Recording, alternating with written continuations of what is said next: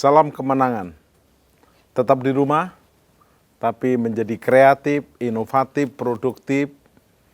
Dan ingat, kalau toh memang harus keluar untuk hal yang penting, kerjakan dengan hati-hati dan terus berkemenangan. Dan luar biasa, hambanya hadir, tamu kita, Pak Dr. Andes Dharma Pongrikun MMMH. Thank you. Terima kasih Pak Tim. FIFA RI. FIFA Republik Indonesia. FIFA Republik Indonesia. Saat kegentaran, ketakutan melanda seluruh umat, pilihan Allah, di belakang ada Fir'aun yang mengejar, di depan ada lautan Kolsom. Tapi Musa angkat tongkatnya karena perintah Tuhan dan laut terbelah. Nyatakanlah lagi. Nyatakanlah lagi di akhir-akhir zaman ini seperti zaman Nuh. Orang yang tidak mengenal dan menyembah Allah lewat, tapi orang yang percaya dan mengandalkan Tuhan, menerima perlindungan dan janji hidup yang kekal. Dan saat ini kita akan belajar dari topik yang sangat menarik, yaitu iman yang teguh. Dikatakan iman yang teguh solusi terkuat menghadapi pandemi Corona. Pak Dharma Pongrikun, apa arti iman yang teguh solusi terkuat menghadapi pandemi Corona? Artinya dulu, Pak. Iman berhubungan dengan imun. Iman yang teguh artinya kondisi imun kita stabil. Karena iman kita teguh. Tak tergoncangkan, itulah yang menjadi solusi terkuat menghadapi pandemi Corona ini. Karena kalau imun kita lemah, maka perlu dipertanyakan imannya. Karena iman sangat dipengaruhi oleh persepsi yang kita pahami. Kalau kita punya iman yang kuat, maka persepsi kita benar. Sel-sel tubuh kita akan mengikuti seperti apa persepsi yang kita miliki. Kalau kita punya pemahaman yang benar, sel-sel tubuh kita juga akan menggiring kita untuk merespon hal-hal yang benar. Dan dari respon yang benar akan timbul, akan terproduksi di dalam tubuh kita hormon-hormon yang menguatkan tubuh kita. Antara lain endorfin, dopamin, serotonin, oksitosin, dan interferon. Sel apa saja, sel penyakit apa saja akan mati ketika itu semua terproduksi dalam tubuh kita. Sebaliknya kalau takut, cemas, dia akan menghasilkan hormon kortisol. Hormon kortisol adalah hormon beracun dalam tubuh yang akan membuat, karena tubuh stres, tubuh ketakutan, yang akan membangkitkan, stimulate sel-sel penyakit dalam tubuh untuk aktif. Itu hormon kortisol. kalau dia cemas, takut, apalagi pahit hati, Jelas. iri hati. Jelas itu Pak. Jadi itu semua sebenarnya reaksi dari dalam tubuh kita. Jadi ketika kita tidak punya iman yang teguh, ya pasti gampang goncang. Namanya saja teguh Pak. Batu karang yang teguh. Dia tidak tergoncangkan oleh ombak. Kalau kita meneladani iman yang teguh adalah para pahlawan iman di Ibrani 11. Bagaimana Sadrah, Mesakh, Abednego harusnya dibakar di dapur api. Ya. Tapi Sadrah, Mesakh, Abednego berkata, sekalipun Tuhan tidak sanggup menolong kami tetap teguh. Keren banget.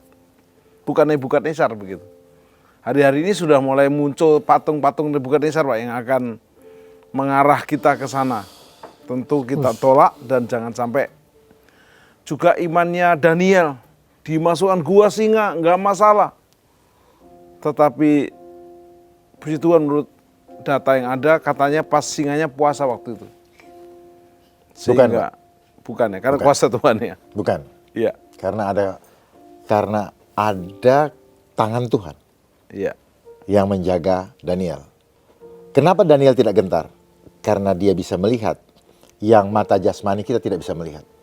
Jadi dia masuk ke kandang singa dengan tenang. Karena dia melihat ada pasukan malaikat sedang memegang mulut singa. begitu yang memfitnah Daniel dimasukkan dimakan karena malaikatnya sudah lagi meninggalkan singa itu. Baik, Pak Dharma Pongrekun, bagaimana Bapak belajar tentang iman yang teguh dari perjalanan iman Bapak? Tentu Bapak kan mengalami yang namanya pernah masa jatuh, imannya jatuh, atau imannya setengah-setengah. Tapi dari sosok Bapak sekarang sih saya lihat imannya udah teguh nih. Jadi kita pengen tahu, langsung teguh atau bertahap? Silakan Pak. Tentunya Pak tim, pemirsa di rumah, perjalanan hidup kita semua sebenarnya seperti jet coaster, kadang naik, kadang turun. Wow. Ya. Kadang naik, kadang turun. Tetapi satu yang menggerakkan saya, bahwa pada apapun yang kita kejar di dunia ini, pada akhirnya kita harus tinggalkan. Nah, kalau kita tinggalkan, berarti semua sifatnya sementara. Dan apapun yang kita kumpulkan, saya melihat tidak ada gunanya. Karena pada akhirnya banyak yang akan tawar hati. Ketika masa di mana kita harus dipaksa menerima tanda. Bahkan di Wahyu 13 ayat 17. Tidak ada yang bisa menjual atau membeli kalau tidak ada tanda. Artinya apa? Saya mau dipasang tanda, saya nggak mau. Artinya apa? Berarti percuma dong saya kumpulkan banyak-banyak. Harta dunia yang pada akhirnya itu menjadi jebakan Batman istilah sekarang. Saya masuk ke dalam jebakan di mana saya tidak bisa keluar. Perlu diwaspadai. Yesus sendiri pernah memberikan contoh, ada seorang anak muda yang kaya. Ditantang, jual hartamu ikut aku. Kita harus bersiap, melatih diri. Jangan sampai kita menjadi tawar hati seperti anak muda itu. Ketika kita sudah terlanjur mengumpulkan harta dunia. Ketika kita di-challenge untuk dipasang atau tidak. Jangan sampai kita terpleset. Tidak menyelesaikan pertandingan ini dengan strong, finishing strong. Tetapi justru ikut karena kita lebih mengutamakan keselamatan jasmani kita yang fana. 1 Yohanes 2 ayat 17. Dunia ini sedang lenyap dengan keinginannya. Tapi barang siapa yang melakukan kehendakmu, melakukan kehendakmu, dia akan tetap selama-lamanya. Tetap selama-lamanya. Tetap selama-lamanya apa? Jangan kita hanya berpikir fisiknya. Tetapi ketika roh kita kembali kepada yang menciptakan, tetap kepada yang memberi, roh kita tetap bersama-sama dengan Dia. Itu yang terpenting, Pak. Wow. Pak Dharma Pongrekun, di Alkitab Perjanjian Lama juga pernah terjadi istilahnya pandemi seperti COVID-19, di mana waktu itu orang Israel dijajah 430 tahun, tidak diizinkan Firaun untuk pulang, akhirnya mereka kena tulah ke 1/10, sampar, karena kata virus kalau di Alkitab sejajar dengan kata sampar. Ada 51 ayat tentang sampar di Perjanjian Lama dan 5 ayat di Perjanjian Baru. Dan terakhir sampar itu di kitab Wahyu pasal 18. Nah, tapi yang menarik, ternyata sampar itu sebagian besar karena hukuman memberontak kepada Tuhan. Nah, kita nggak berani menilai apapun hari-hari ini. Tapi ada yang menarik, Pak. Ada sebuah hubungan. Begitu umat Tuhan merendahkan diri, terus punya iman yang teguh kembali, ada pemulihan. Menurut Pak Dharma Pongrekun, karena ini bukan satu negara, 210 negara lebih. Ini sebuah gejala apa menurut Pak Dharma Pongrekun pandemi ini? Buat saya harus melihat dari kacamata spiritual. Ya. Ini adalah latihan yang Tuhan berikan Saya tidak mau melihat ada apa, tidak penting buat saya. Karena segala sesuatu yang terjadi di dalam kehidupan kita, dari mulai penciptaan langit dan bumi, sampai pada kesudahannya, semuanya ada dalam kendali Tuhan. Dan penyertaannya sempurna. Dan nubuatan-nubuatan yang ada di dalam Wahyu, dari awal sampai akhir, yang sudah dinubuatkan 2000 tahun lebih yang lalu, semua karena Tuhan tahu apa rencana daripada si pendurhaka yang akan dilakukan. Dari Tuhan tidak pernah ada cobaan. Ujian yes, untuk menaikkan kita level. Mari kita anggap ini sebagai latihan untuk menaikkan kita level. Sebelum masa yang disebutkan di Wahyu 13 ayat 17 tadi terjadi, kita persiapkan diri kita dengan sebaik-baiknya agar kita hidup kudus sehingga kita punya iman yang kuat.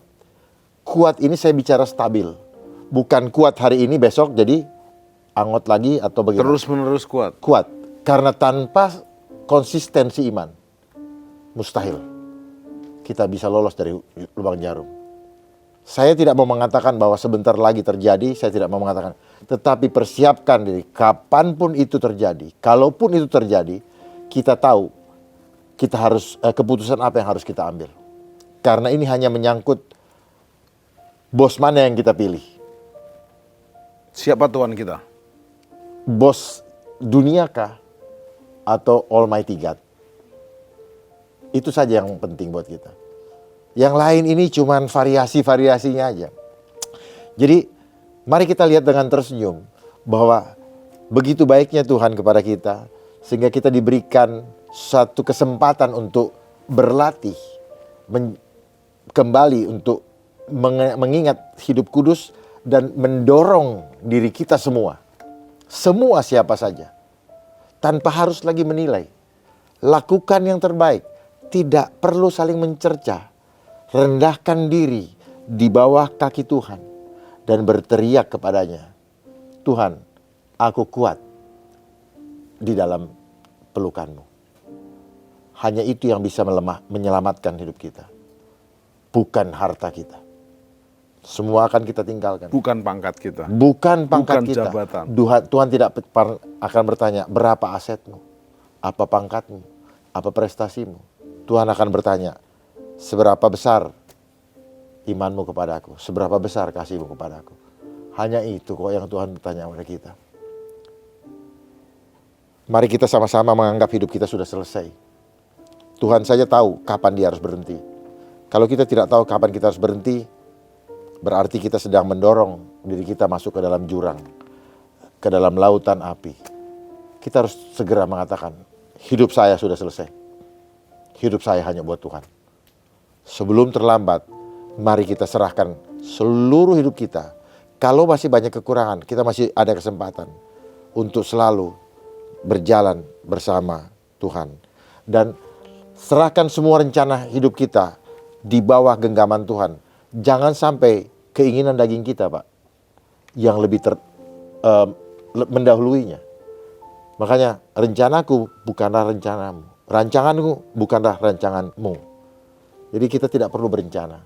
Ketika kita melekat kepada Tuhan, Tuhan yang akan bawa kemanapun kita pergi. Karena kehendak-Mu yang terjadi, bukan kehendakku. Wow, jadi luar biasa. Kita udah habis. Harus habis. Nggak ada kebanggaan. Nggak udah. Nggak ada keinginan. Nggak perlu. Selesai. Selesai. Seperti Paulus bilang, hidupku bukan aku lagi. Yes. Kita harus merendahkan diri. Iya. Pujian daripada Eunika Sister, kami umat-Mu rendahkan diri. Berbalik dari jalan kami yang jahat. Bertobat. Dan Tuhan mendengar doa untuk kita dipulihkan. Indonesia dipulihkan dan bangsa-bangsa dipulihkan. Silakan Eunika Sister. Kami umat-Mu rendahkan diri, sujud dan berdoa.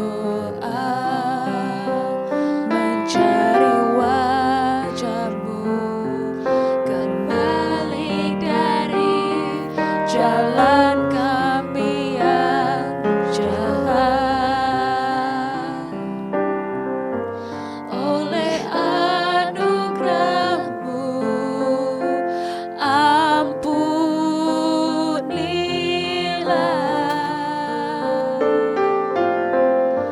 Oleh anugerah-Mu pulihkanlah Tuhan,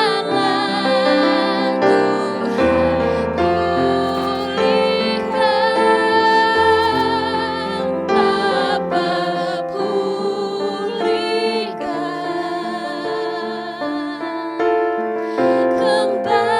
kembalikan bangsa kami kepadamu, Tuhan pulihkan, ampunilah bangsa kami, dan pulihkan kembali negeri kami.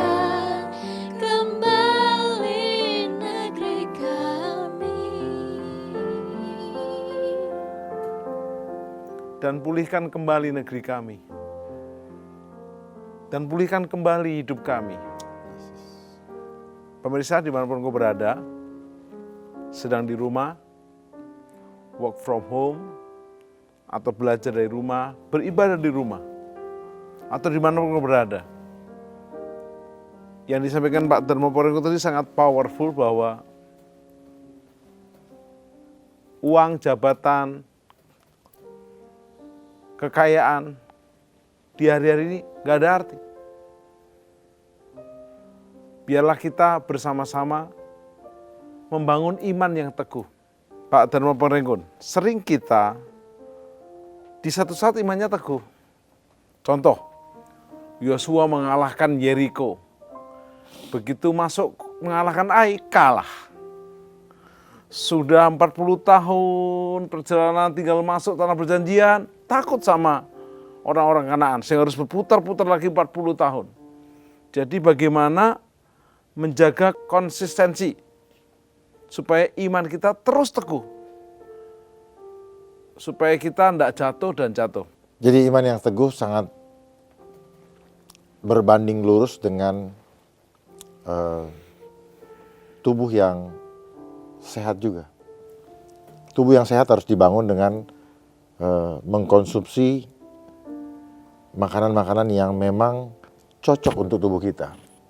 Karena karena tubuh yang kudus seperti di dalam 1 Korintus 6 ayat 19 sampai 20, tubuh kita ini adalah bait Roh Kudus. Jangan dipisah-pisah. Makan seenaknya bilang iman teguh, nggak bisa. Jadi iman yang teguh itu juga pelihara tubuh kita.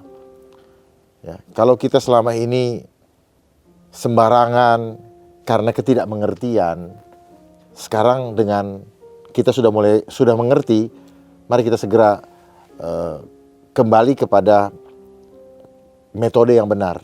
Jangan sampai konsep spiritual iman yang teguh tadi tidak sinergi dengan tubuh yang kudus. Karena iman yang teguh dengan tubuh yang kudus ini sebenarnya satu kesatuan. Nggak mungkin punya iman yang teguh kalau tubuhnya tidak kudus. Kan begitu Pak Tim? Ya. Jadi selain pola makan yang benar, tubuh yang kudus, tinggalkan hal-hal yang tidak kudus, itu adalah proses menuju kepada iman teguh. Iman teguh itu stabil. Bukan cuma saya beriman, tetapi teguh yang stabil. Selalu iman yang selalu teguh. Tanpa stabilitas, tanpa konsistensi nggak mungkin. Tepat sekali, karena ternyata orang Israel habis menang lawan Yeriko, terus kalah melawan Ai karena nggak ada kudus. Ahan mengambil barang yang dilarang Tuhan. Jadi tidak kudus, tidak benar. Ada hawa nafsu di situ. Ada hawa nafsu. Sombong, sudah dikasih kemenangan misalnya. Menghakimi orang lain. Sombong punya angka bilangan yang cukup tinggi. Tinggi, menghakimi orang lain. Padahal kita ini diciptakan unik. Nggak ada yang lebih, nggak ada yang lebih kurang. Semua punya kelebihan dan kekurangan. Tetapi saling melengkapi. Karena apa? Yang berkuasa di sini Tuhan. Jadi di sini tidak perlu kita melihat harus sama, harus ragam. Terima saja itu sebagai ciptaan yang unik. Tetapi jangan salah, dunia ini menyeragamkan kita. Sekolah harus setiap tahun naik, pendidikannya sekolah sama, semua pendidikan sekolah SD harus 6 tahun. Coba Bapak Tim pikirkan, kenapa harus 6 tahun? Pernah nggak terpikir? Sekolah menengah 6 tahun. Sekolah menengah, high school 6 tahun dibagi junior sama senior. Pernah nggak terpikir? Coba cari tahu. Kenapa angkanya harus Kuliah kalau kedokteran juga 6 tahun. Dulu 6 tahun, bukan cuma kedokteran. Semua ya. Dulu hampir semua. Hampir semua 6 tahun. Tapi kalau Bapak bicara kedokteran, nanti kita bicara lagi hal yang lain di belakang layar. Karena sekarang, kenapa orang sangat takut dengan pandemik ini? Kesehatan berhubungan dengan kematian. Dan tanpa disadari, gejala yang sangat-sangat umum, itu yang menjadi propaganda. Bahwa cukup dengan bersin, kita harus jauhi. Seolah-olah kayak penyakit lepra. Padahal pengalaman saya masuk ke dapur saja bisa bersin saya. Ayah saya bersin dari dulu, kalau bangun pagi pasti bersin. Jadi seperti itu. Tetapi apapun itu, imun yang kuat karena iman yang teguh, dia menjadi benteng yang kokoh. So, sebagai anak-anak Tuhan, tidak ada cerita boleh takut. Karena ketakutan bukan datang dari Tuhan. Tuhan tidak pernah memberikan roh ketakutan. Roh ketakutan. Udah jelas kok. Jadi kalau kita takut, pertanyaannya di mana imannya? Jadi cuman itu aja. Ketika ketakutan datang, berarti kasih Allah tidak ada pada kita. Pak Tim yang ngajarin saya. Roh ketakutan itu tidak ada kasih, Pak. Ketika kasih ada, keberanian muncul. Kenapa? Kita tidak berpikir untuk diri kita lagi. Kita berpikir untuk ini. Bayangkan banyak keluarga sekarang yang kita lihat. Sampai anak dengan orang tua nggak berani, anaknya nggak berani ketemuin orang tua. Logikanya anak dari macam apa? Gimana kalau ada apa dengan orang tuanya? Logika loh, Pak. Orang tua mau ketemu dengan cucu, orang tua mau ketemu cucu menjadi sulit. Kenapa? Ya karena tidak diizinkan misalnya oleh orang tua daripada anak itu untuk melihat cucunya. Akhirnya pakai Zoom. Ini sudah nggak normal. Nah ini yang saya bilang nggak fitrah, gitu loh. Nggak teguh imannya. Karena tidak fitrah, ya goncang. Sekalipun harus tetap jaga jarak. Begini ya, banyak kita yang akhirnya menghujat Tuhan. Bahkan tidak sedikit orang yang kelihatan dekat itu justru menghujat. Kenapa? Dari dulu orang yang dekat itu yang suka sakit hati. Misalnya, Pak Tim kurang apa? Sudah melakukan apa? Kok masih mengalami musibah? Saya cuma ingatkan kepada semuanya, jangan pernah mengusik otoritas Tuhan. Kematian haknya Tuhan. Tapi jangan sampai tawar hati karena hal seperti itu. Itu mendukakan Roh Kudus, karena itu haknya Tuhan. Sebenarnya kita sudah mati sebelum kita dipanggil mati. Jangan pernah mempertanyakan otoritas Tuhan. Kebanyakan orang takut karena medsos. Nah, tadi kan Pak mau jelaskan bahayanya handphone nih. Saya siap buang handphone ini juga nih, kalau memang bahaya. Jadi begini Pak Bim, ketakutan sudah ada. Iya. Kapan ketakutan pertama kali terjadi Pak Tim? Waktu dia tidak pegang janji Tuhan. Kapan itu? Dia itu siapa? Pribadi orang itu. Nah, kapan sejarahnya ketakutan pertama kali terjadi? Dosa. Ketika Hawa selesai memakan buah itu. Lalu Tuhan bertanya, Adam, di manakah engkau? Ya. Mereka ketakutan. Di situ sejarah ketakutan pertama. Jadi ketakutan menyertai orang-orang yang berdosa. Nah, medsos ini mah cuman apa ya, terusannya gitu loh, turunannya, cara untuk lebih masif aja kok. Tetapi roh ketakutan ada pada orang-orang berdosa, termasuk saya. Sekarang kalau kita sadar, mari kita saling menguatkan. Supaya apa? Supaya kita lepas dari cengkeraman ketakutan. Karena yang ada dalam firman Tuhan mengatakan bahwa ketakutan itulah yang membuat, ketakutan itu berdosa loh. Dan kuncinya ketika kita sudah menganggap selesai hidup kita, baru di situ muncul. Kalau kita masih memikirkan hawa nafsu kita, agak susah, Pak. Matius 6 ayat 33, carilah dulu kerajaan Allah, maka semuanya akan ditambahkan. dan kebenarannya, maka semuanya akan ditambahkan. Iya. Tidak disuruh cari tambahannya dulu. Jadi cari dulu itu. Itu hanya pelengkap. Hanya apa ya namanya? Istilahnya ongkos operasional. Ongkos operasional. Itu pasti Tuhan siapkan. Jadi nggak usah pusing. Dahulukan Tuhan, maka Tuhan yang akan siapkan.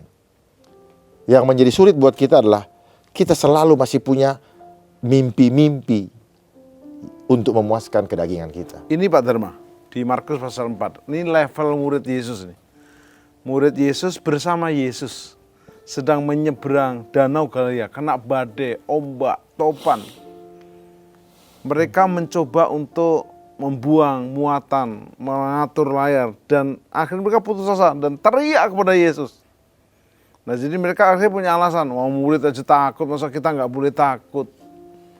Nah, tetapi yang menarik itu Yesus masih ada bersama mereka. Nah, hari-hari ini kenapa umat, bahkan orang percaya takut terus-menerus karena Yesus tidak di dalam situ. Kalau toh dalam situ dibiarkan tidur. Nah, bagaimana Pak Dharma kita mengaktifkan iman yang teguh itu dalam kehidupan sehari-hari. Karena begitu baca jumlah yang mati, baca jumlah yang ODP, PDP, berita-berita luar negeri, langsung bangkit lagi ketakutannya. Nah, mengalahkannya saya setuju, karena dosa. Bertobat dari dosa, berbalik di jalan yang jahat. Tetapi input-input ini nggak berhenti. Jadi begini, kalau tadi cerita tadi, Allah masih ada dalam wujud jasmani. Iya.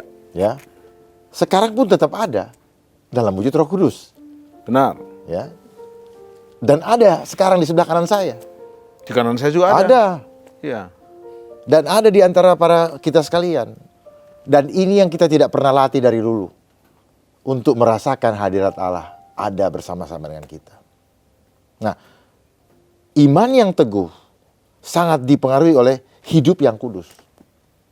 Ketakutan kita cuma satu. Kita sebenarnya nggak takut-takut amat mati. Tapi yang membuat kita takut apa? Kita sudah terlalu banyak berbuat dosa, Pak. Karena mati kita udah tahu pasti. Cuman kita jadi ragu-ragu. Hitungan kita sudah masuk nilai passing grade atau di bawah. Karena tidak. Kita memang selamat karena perkenanan Tuhan. Bukan karena upaya kita. Tetapi manakala kita tidak hidup kudus.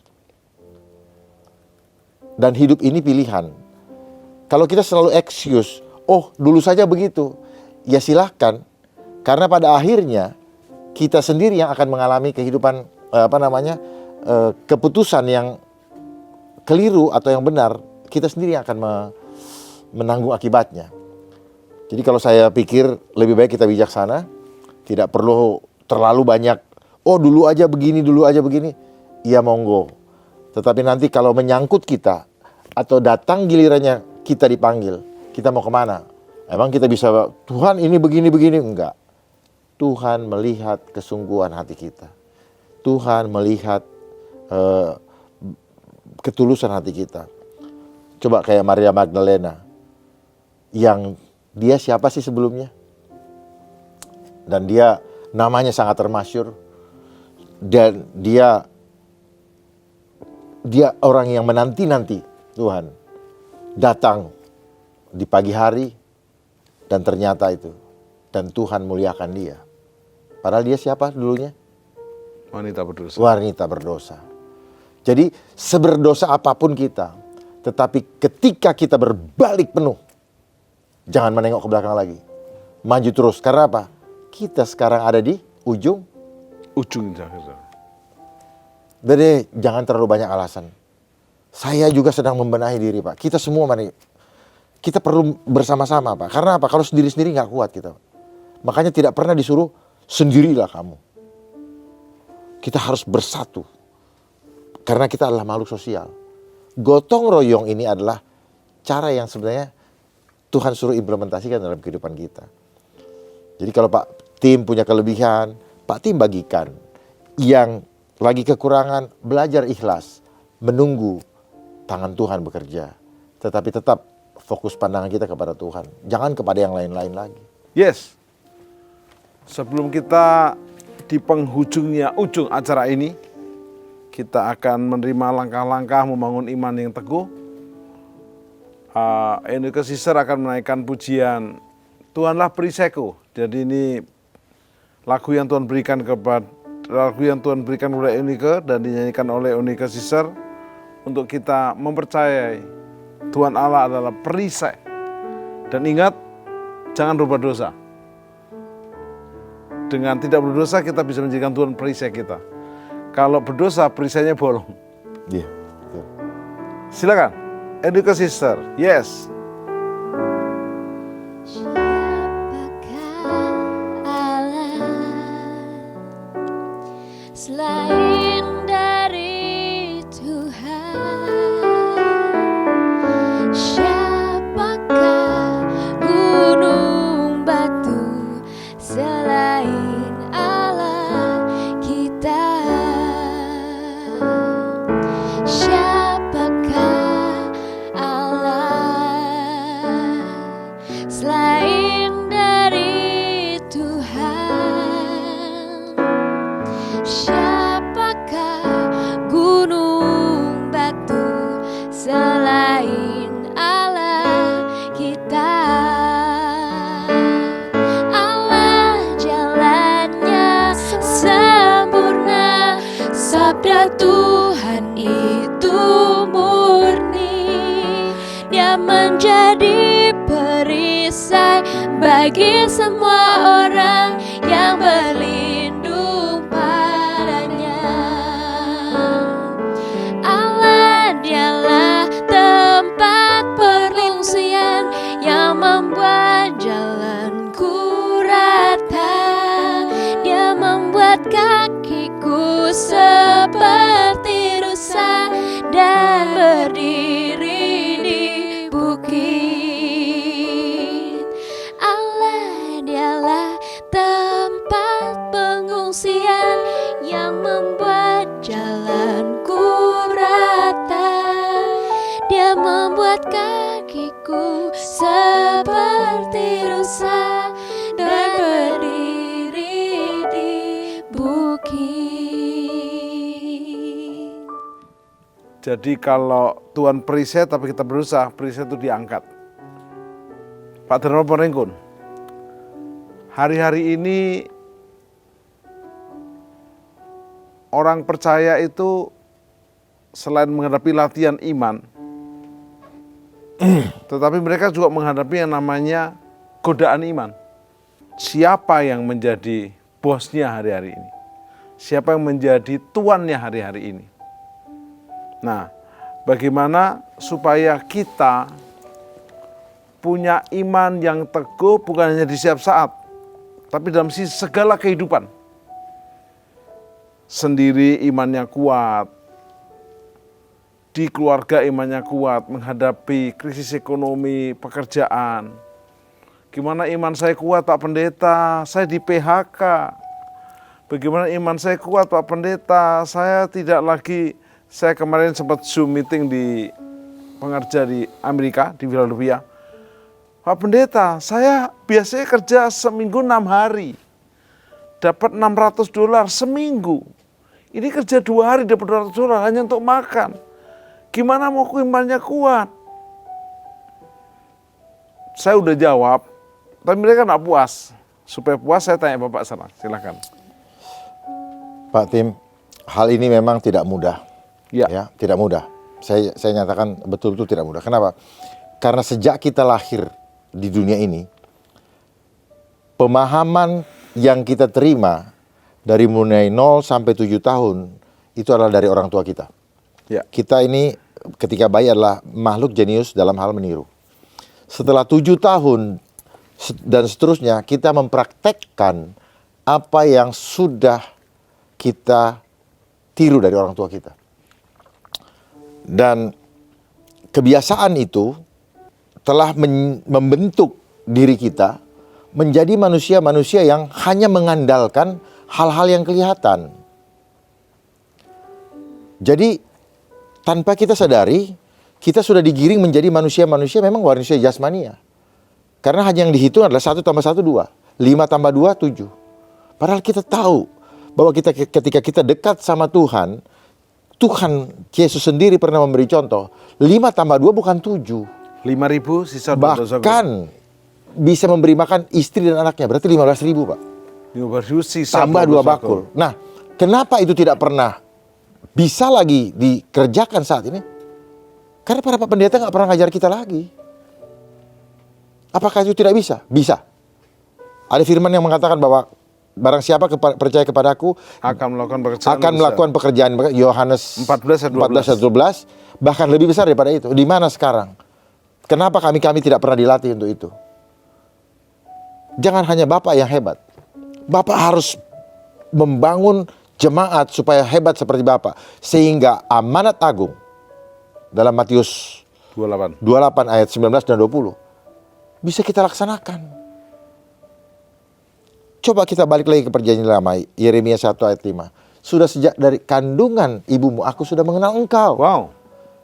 Kalau kita tahu bahwa Tuhan mengenal kita, kenapa kita takut? Makanya perlu pemahaman ini dibangun. Dan ketika dalam kandungan ibumu aku menguduskan engkau.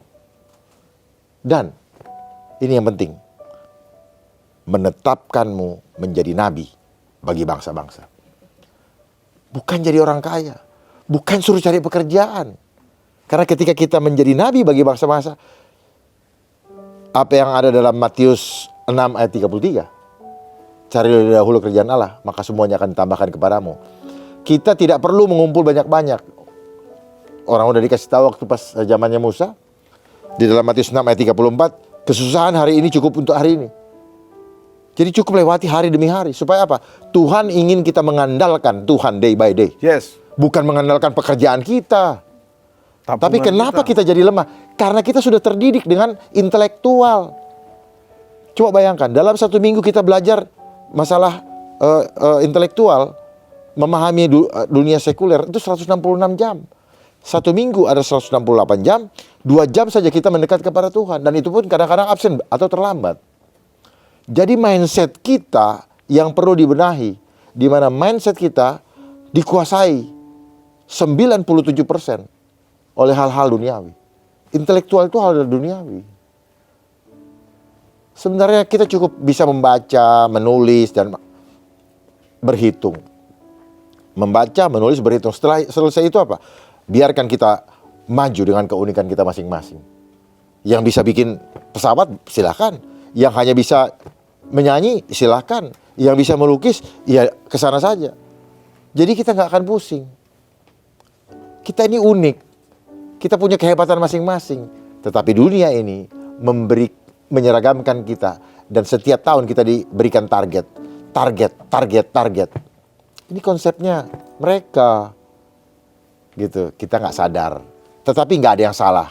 Setelah kita sadar, mari kita mulai perbaiki. Ketika hidup mentarget, bukan jumlah kualitas yang kita dahulukan, tapi kuantitas. Kalau kita bicara tentang firman Tuhan, semuanya bicara mengenai kualitas. Semua bicara mengenai nilai-nilai kerajaan Allah. Semua kita berbicara mengenai perspektif surgawi, bukan perspektif duniawi. Dunia mengajarkan kita untuk mengejar harta dunia. Apa itu? Menyangkut kepada angka-angka. Bapak dikasih uang, kalau nggak ada angkanya Bapak nggak mau. Bapak akan bakar tuh, walaupun dikasih 1 gudang. Orang menabung di bank, yang dikejar angkanya loh, bukan apa-apanya. Dikasih cek, nggak ada angkanya juga. Nggak ada, nggak mau. Jadi angka ini menentukan. Ingat tadi, Wahyu 13 ayat 18, bilangan itu. Makasih Pak Tim. Wow. Kita ada di penghujung acara ini. Saya rasanya baru mulai tadi, udah hampir habis. Karena powerful dan dapat berkat. Kalau ada satu ayat atau pesan yang powerful yang untuk pemirsa Pak Dharma, sebelum kita akan naikkan pujian tentang iman. Atau kita nyanyi dulu aja ya. Saat ku tak melihat jalanmu, aku punya iman. Nanti Pak Dharma akan kasih satu ayat atau pesan penting sehingga kita boleh menutup dengan sukacita program ini. Yes. Saat ku tak melihat jalanmu, saat ku tak mengerti rencanamu, namun tetap ku pegang janjimu. Pengharapanku hanya padamu. Hatiku Percaya, hatiku percaya, hatiku percaya, selalu ku percaya.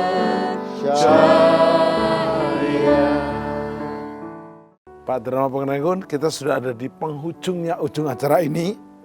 Berikan satu ayat yang powerful untuk pemirsa, silahkan.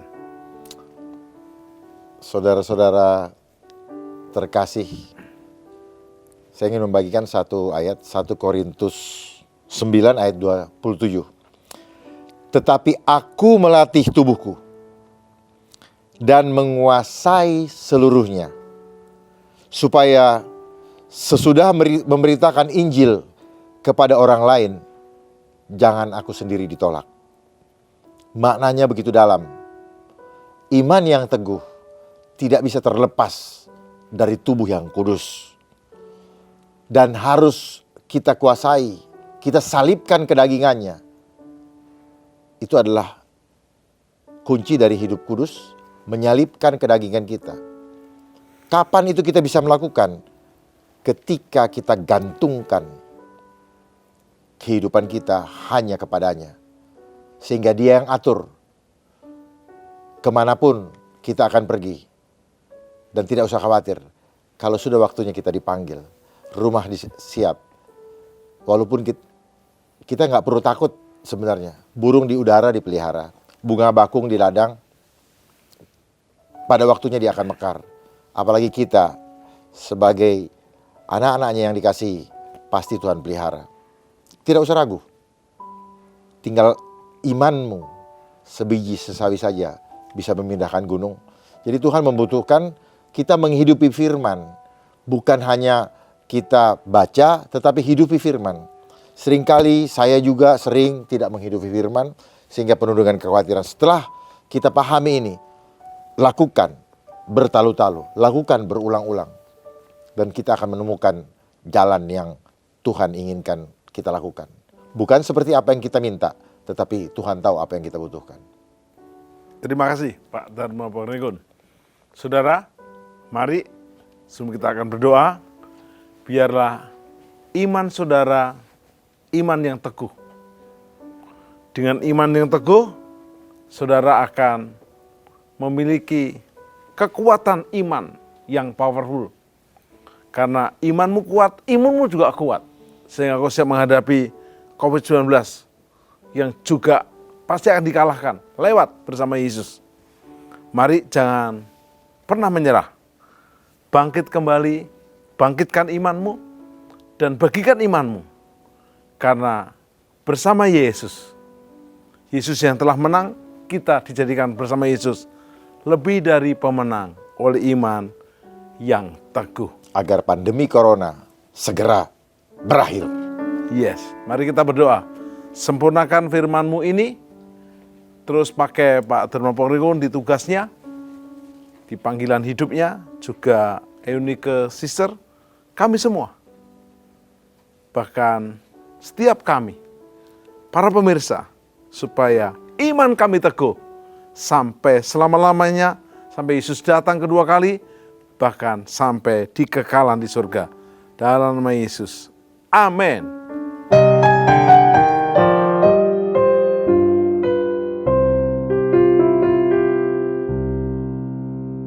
Lord, I worship you. I love you Lord, I worship you. Gak peduli suara saudara bagus atau